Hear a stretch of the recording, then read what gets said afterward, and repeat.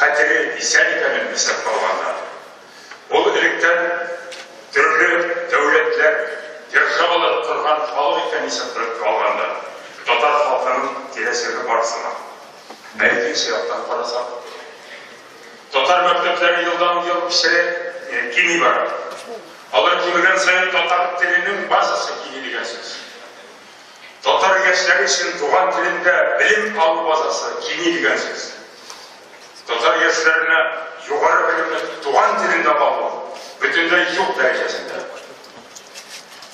Дәулет тарапынан татар проблемасына қырын қарау, татар халқын бөлгелеу һәм башқа саясат біздің келешегімізді шаптай қаттауландырды дегенге болады.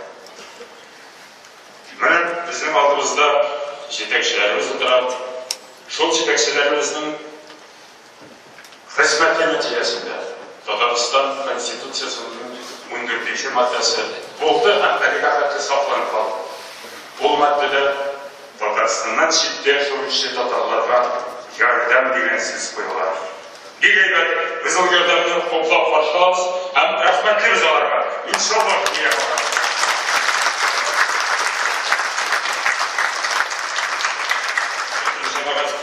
Ішінің башқа яғында қарауы керек дегенде. Неге біз шетте yaşayan татарлар шулай бишара міне? Bir кезде өзіңізді бишара деп ойламайсыздар. Мұндағы Татарстанда yaşayan әрбір татарға шеттегі 3-4 татар құры келеді. Ол нендегіні миллет бәрбар кіші болмасын, 3-4 татарны дәмін етеміне һәм тиісті бүгін. Біз қазіргі күнде Татарстанға, мұндағы татарларға ешбір ярдәм ету мәселесін өз алдымызға қоярға тиіспіз.